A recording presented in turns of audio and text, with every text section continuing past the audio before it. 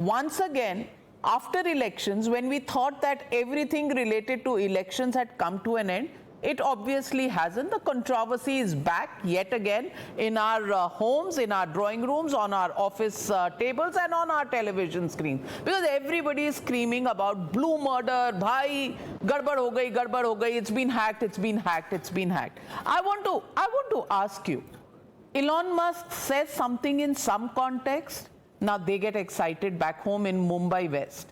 If they had a problem with Mumbai West, should they have filed an FIR? Should they have approached the Election Commission, or should they have approached, after the declaration of results, any court of law to get a redressal to there? Why are they once again back to EVM and doubting EVMs? Good evening, Navika, and good evening to my fellow panelists. I need very briefly to make 3 points.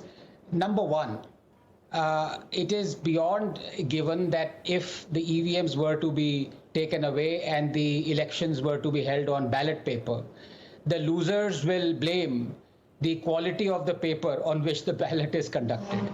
It is not that somebody has won or somebody has lost. It is the mala fide intent to erode what is constitutional and what has been ratified by the Supreme Court. This has to end at some point or the other. I do understand the point that the opposition parties and their spokespersons are making right now on this panel, because it was, of course, yes, the BJP as well that doubted the EVMs. In fact, there are historical records of the BJP leading from the front and saying that EVMs, should not be there. The fact of the matter is, when Elon Musk is talking about EVMs, he is specifically talking about the EVM that is linked to the cyberspace through the net, and of course that has all those paraphernalias that, yes, it may be hacked, but again, it's been handled poorly, if I may say so, by the government as well. The minister had no point in rebutting Elon Musk, as my good friend Rajiv did. It should have been left to, that was done after 24 hours, to the Election Commission, and they rightly said, we challenge you, Elon Musk, to come here and hack this machine that is not linked in any way through the internet to any other system. It is bizarre. It's like saying my table fan that is connected through electricity can be hacked. I mean, what are we coming to? Number three, and this is very important, I agree with Ajay Alok, and I've said this before.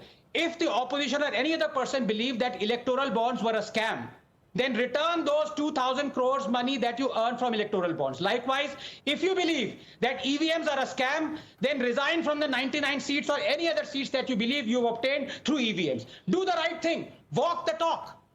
Deepak Reddy, till you won these elections, you clearly were not somebody who was either impressed by the Election Commission or the statements of BJP leaders. I want to ask you today, you won elections, but do you still doubt the EVMs? And do you think the India Alliance partners are right in doubting the EVMs the way they do every Monday, Wednesday and Friday of any given week, pre or post-election? A very good evening, Navika. I need a minute extra because the way the indie ecosystem puts out all these false, statements, I would like to expose them and make them look like fools in front of the people. First thing is, the BJP was always saying 400 baat. If that was, if they really managed to do it, they could have got that number what they were talking about. And the BJP was strong in Uttar Pradesh. Their government is there. If they managed, they would have got those full number of seats there. And if the Congress feels that they are managed, that means in UP, Rahul Gandhi has been given a charity by BJP. So he should resign if he really feels they were managed. And another thing, in West Bengal, BJP really fought hard. If they would have managed it, they would have cornered maximum seats. Similarly, in Tamil Nadu, they would have at least got one seat for themselves if they would have managed it. And in the last state elections in Karnataka and Telangana, Karnataka elections were extremely prestigious because that was the only state what BJP had in hand in the south. And they lost it. If they managed it, will they lose the only state they had in the south? And now coming with facts and figures. In the latest election, in the Tirupati Parliament constituency, The 7 MLA seats were won by us with a majority of 1,91,000 votes. Whereas the MP candidate was a BJP candidate who lost with 14,569. So if it was managed, would this have happened?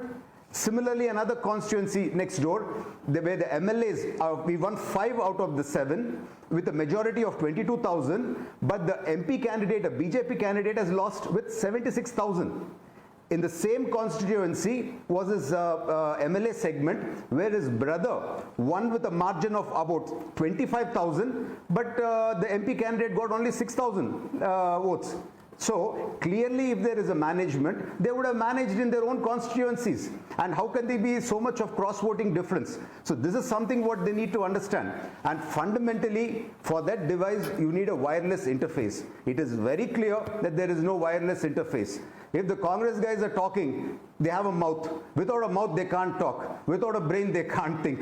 So without having a certain provision in that equipment, how do you even say? So you are actually making yourself look like a fool in front of the people by casting this kind of statements.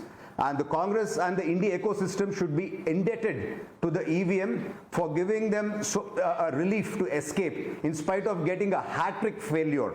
And the last point, I think this will continue as long as these people are given a free hand. These statements are to be taken seriously and criminal cases must be booked against all these people who are making these statements, because this is undermining our election process itself. So I think that is the only way these guys will stop talking. So these are all facts which I have put out. So let them, I mean, anybody who is a little rational in their thinking can understand what the facts are. And the Congress is again, or the India ecosystem is coming out with their imaginary statements. Well, Mr. Deepak Reddy, I don't know. I don't know what you said, and did you say it deliberately to provoke? Because Dr. Sanjay Jha has got provoked. Mouth to speak and brains to think, or something to that effect. Dr. Sanjay Jha, why are you walking into his trap? He's provoking you. No, I'm not walking into his trap. It's very unfortunate. He's a spokesperson of a party, does not have the decorum and the decency to use appropriate language when he's on national television. If somebody were to call you an idiot, you're not going to like it, right? I think you should have. Does Chandrababu Naidu has approved of your appointment? Is this what you have been trained to speak on a national television?